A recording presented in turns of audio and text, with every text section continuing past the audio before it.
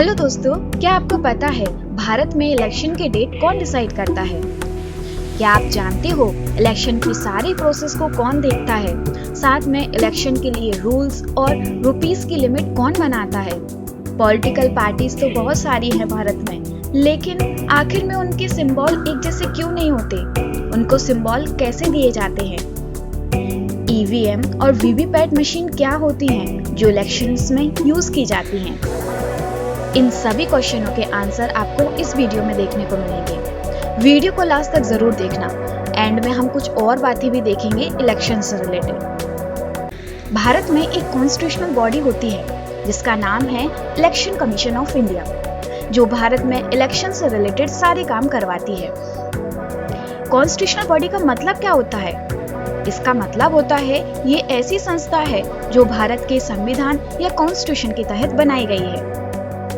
Constitutional bodies क्यों बनाई जाती हैं? इन्हें इसलिए बनाया जाता है ताकि भारत के लोकतंत्र के मूल तत्वों को बरकरार रखा जा सके और सरकार के कार्यकाल को नियंत्रित और निष्पक्ष बनाए रखने के लिए। सारी कॉन्स्टिट्यूशनल बॉडीज सरकार के प्रभाव से मुक्त होती हैं और अपने काम को स्वतंत्रता से करती हैं। कॉन्स्टिट्यूशनल बॉडीज तो बहुत सारी हैं, जैसे कि supreme court of India, UPSC, controller और ऑडिटर जनरल ऑफ इंडिया और लास्ट में इलेक्शन कमीशन। हम इस वीडियो में इलेक्शन कमीशन के बारे में ही देखेंगे। इलेक्शन कमीशन एक इंडिपेंडेंट बॉडी है जो भारत में फ्री और फेयर इलेक्शंस कराती है। ये 25 जनवरी 1950 को बनाई गई थी और इसी वजह से हम 25 जनवरी को भारत में नेशनल वोटर्स डे सेलिब्रेट करते हैं। जैसे कि आपको मैंने बताया था कि इलेक्शन कमीशन एक कॉन्स्टिट्यूशनल बॉडी है। भारत के कॉन्स्टिट्यूशन में आर्टिकल 324 से लेकर 329 तक इलेक्शन कमीशन से रिलेटेड आर्टिकल्स हैं। इलेक्शन कमीशन का हेडक्वार्टर दिल्ली में है। इलेक्शन कमीशन इन सब की इलेक्शंस कंडक्ट कराती है, जैसे कि पार्लियामेंट, स्टेट असेंबली, प्रेसिडेंट और वाइस प्रेसिडेंट। भारत में सारे इलेक्शंस करवाती है इलेक्शन कमीशन। पर आपको बता दूं कि इलेक्शन कमीशन लोकल अथॉरिटीज के इलेक्शंस कंडक्ट नहीं करवाती, जैसे कि पंचायत, ग्राम पंचायत, जिला परिषद और म्युनिसिपैलिटी जैसी कई सारी स्टेट की लोकल अथॉरिटीज इनके election state election commissions conduct करवाती हैं। इलेक्शन कमीशन में एक चीफ इलेक्शन कमिश्नर होते हैं जो हेड होते हैं कमीशन के, और 2 इलेक्शन कमिश्नर्स होते हैं जिनके पास इक्वल पावर होती है।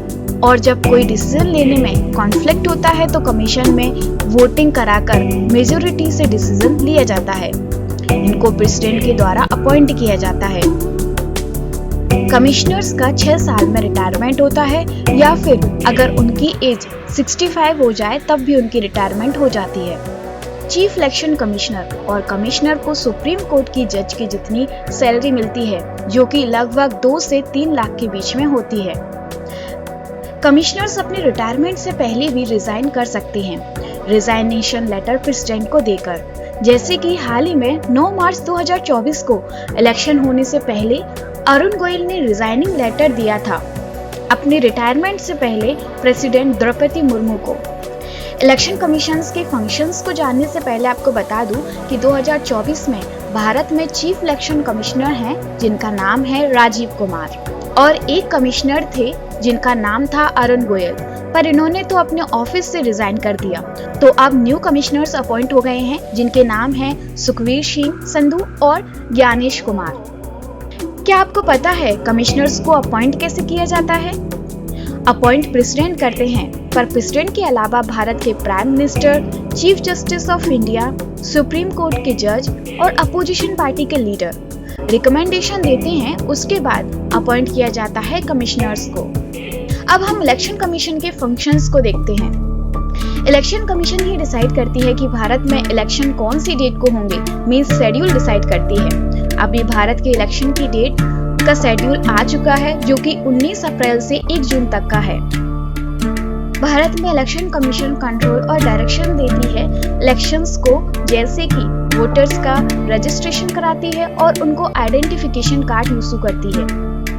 दोस्तों, क्या आपको पता है 2024 में टोटल 96.8 करोड़ वोटर्स वोट डालने के लिए योग्य हैं। Election commission model code of conduct जिसको हिंदी में आचार संहिता बोलते हैं, इसको लगाती है इलेक्शन के पहले, जिससे कि निष्पक्ष चुनाव हो सके। पार्टीज जो जानी जाती हैं उनके सिंबल से, और पार्टीज को सिंबल इलेक्शन कमीशन देती है।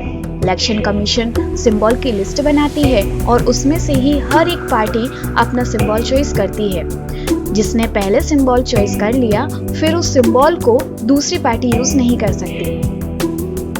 इलेक्शन कमीशन सेट करती है लिमिट कि पॉलिटिकल पार्टीज अपने पार्टी के प्रचार में इतने तक का खर्चा कर सकती हैं और इस पर नजर भी रखती है, और अगर कोई पार्टी इसको फॉलो नहीं करती तो उस पार्टी को पनिश भी करती है इलेक्शन कमीशन। अब कुछ और बातें देख लेते हैं इलेक्शन कमीशन से रिलेटेड। भारत में पहली बार इलेक्शंस 1952 में हुए थे। दोस्तों, क्या आप जानते हो 1982 के आसपास भारत में पहली बार ईवीएम मशीन का यूज किया गया था। 2004 के बाद भारत में टोटली ईवीएम मशीन्स का यूज होने लगा है। ईवीएम मशीन का फुल फॉर्म है इलेक्ट्रॉनिक वोटिंग मशीन। ये हमारे वोट को इलेक्ट्रॉनिकली रिकॉर्ड करती है। ये बैटरी से चलती है, इसलिए हम इसे कहीं भी यूज कर सकते हैं। ईवीएम मशीन का इलेक्शंस में यूज करने से पहले इसको अच्छे से टेस्ट किया जाता है, वो वर्क सही से कर रही है या नहीं। टेस्ट करने के लिए उसमें वोट डाले जाते हैं और उनकी गिनती की जाती है, ताकि ये कंफर्म किया जा सके कि वोटर्स जो वोट डाल रहे हैं वो ही डल रहा है कि नहीं। इसके बाद ही उनको इलेक्शंस में यूज किया जाता है। VVPAT, voters verifiable paper audit trial, ये वो मशीन है जो ईवीएम से कनेक्टेड रहती है। ये बताती है वोटर ने जिसको वोट दिया है और वो वोट उसी को गया है या नहीं। मतलब आप कंफर्म कर सकते हो वीवीपैट से कि मशीन सही है या नहीं। बहुत लोग बोलते हैं कि ईवीएम मशीन को हैक कर लिया जाता है, पर ऐसा नहीं है। आप वीवीपैट मशीन को देख सकते हो कि आपने जो वोट दिया है वो उसी पार्टी को गया है या नहीं। जब हम वोट डालते हैं उसी के तुरंत बाद वीवीपैट मशीन के डिस्प्ले में एक स्लिप निकलने लगती है जो लगभग 7 सेकंड तक दिखाई देती है, जिसमें हमारे द्वारा दिए गए वोट की डिटेल लिखी रहती है, जैसे कि सीरियल नंबर, पार्टी का सिंबल, नेम वगैरह। बाद में ये स्लिप एक बॉक्स में गिर जाती है जिसे वोटर्स अपने घर नहीं ले जा सकते। जब कोई विवाद होता है तब इन स्लिप्स के जरिए दोबारा जांच की जा सकती है। तो अब आप सब लोग बिना किसी डर के वोट डालने जरूर जाएं। भारत के पहले चीफ इलेक्शन कमिश्नर थे सुकुमार सेन। दोस्तों, कैसी लगी आपको वीडियो कमेंट में जरूर बताएं। इस वीडियो से पहले हमने लास्ट वीडियो बनाई थी जिसमें हमने डिक्टेटरशिप और डेमोक्रेसी के अंतर को बताया है। अगर आप जानना चाहते हो इनके बारे में तो वीडियो का लिंक डिस्क्रिप्शन में दिया हुआ है, उस पर क्लिक करके आप उनको देख सकते हो। और अगर इन्फॉर्मेशन अच्छी लगी हो तो वीडियो को लाइक करके जरूर जाएं और चैनल को सब्सक्राइब कर दें। Thanks for watching.